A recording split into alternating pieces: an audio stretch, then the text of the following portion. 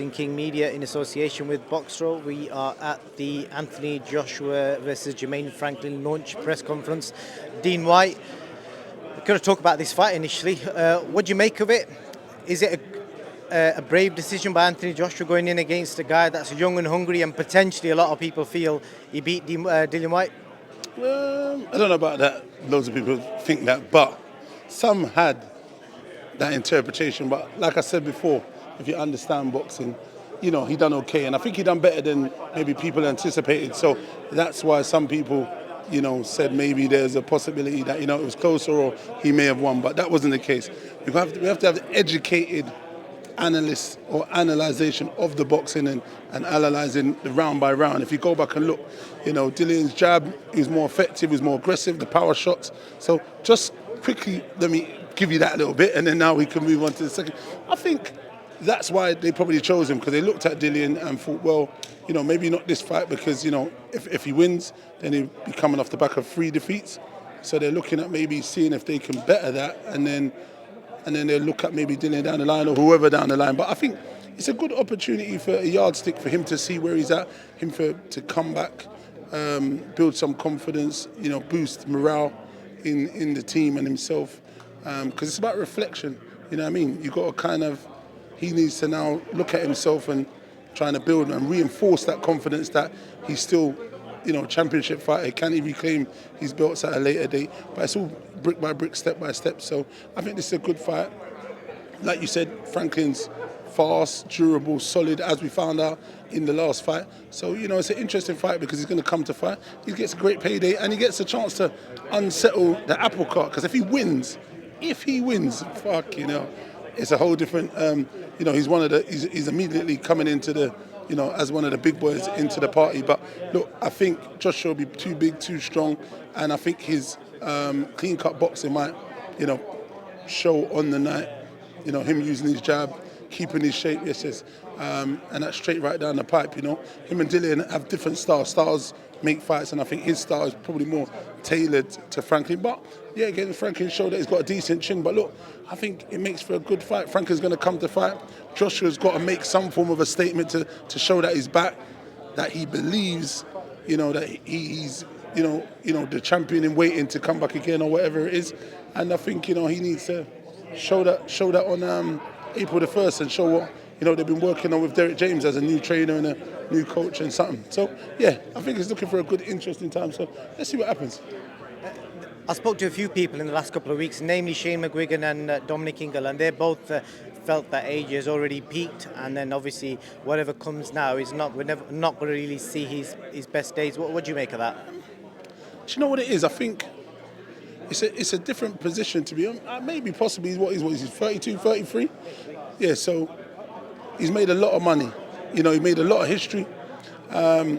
And it is hard to, as Mayweather said, to get out of bed when you've got that kind of money, so sleeping in silk sheets and whatever they say. But I believe it's just for him to turn back the clock and find that hunger. You know what I mean? He needs to find acceptance in what's happened. And when you find that acceptance, now you can kind of move on in your life, saying, well, I've accepted this. Now, me going forward, what is the pitfalls of going forward in this fight? I could lose. I could get knocked out. And once you start accepting certain things, that these are what the realities are, if you can mentally prepare yourself for those kind of things, the battle's half won, because you're prepared for any eventuality when you get in the ring. And then I think he can build his mindset back and build back that confidence. I don't think we're going to, I don't know. I don't want to be the guy that's going to have the egg on my face if, Franklin comes and he puts a real rally. And sometimes, like you say, when someone is hungry and young, they do come and bring every single thing to the party. You know what I mean? But I just look, I'm going to be rooting for Joshua. I feel he'll find, not the old Joshua, because as you gain experience, you fight different.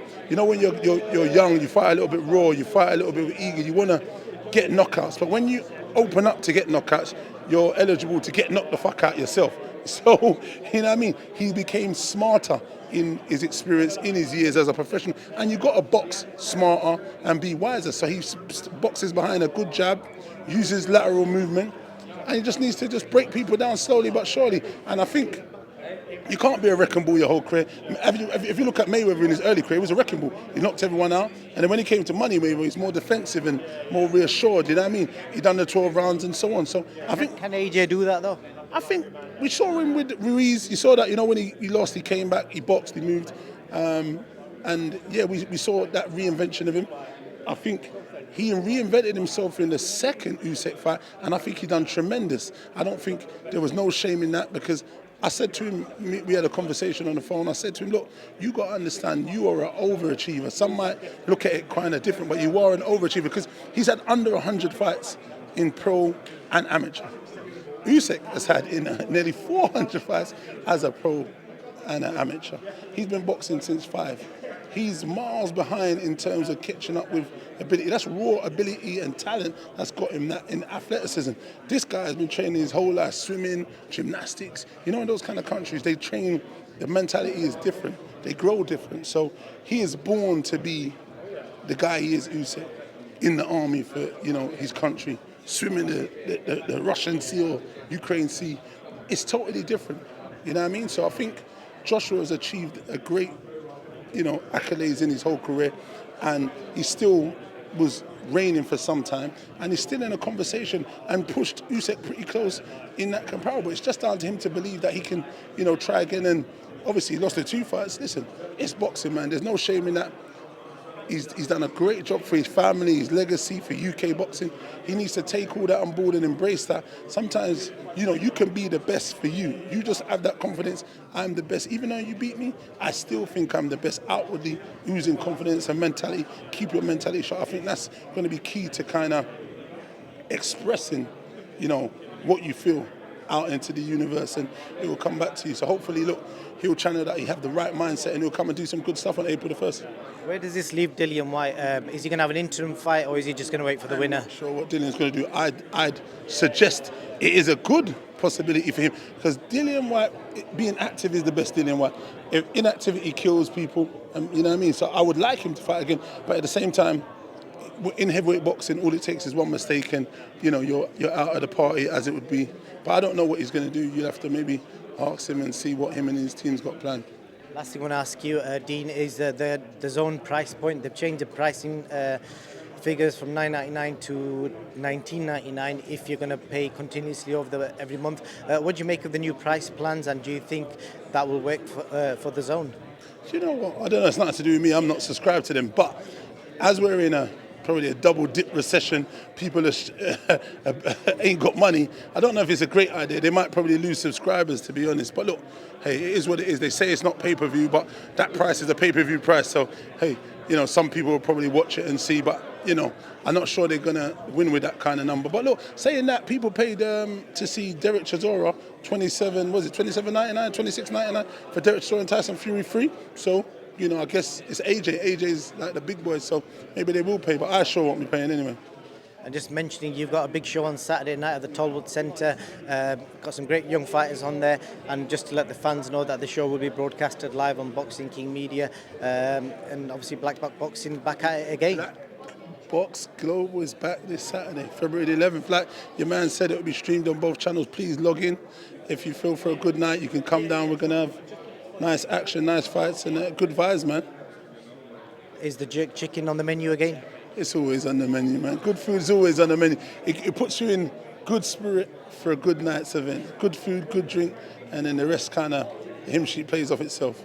And Dean's got a fighter called Alfie Clegg, really good upcoming young fighter. Keep an eye out for him. Absolutely, I agree. Dean White, thank you. Thanks very much.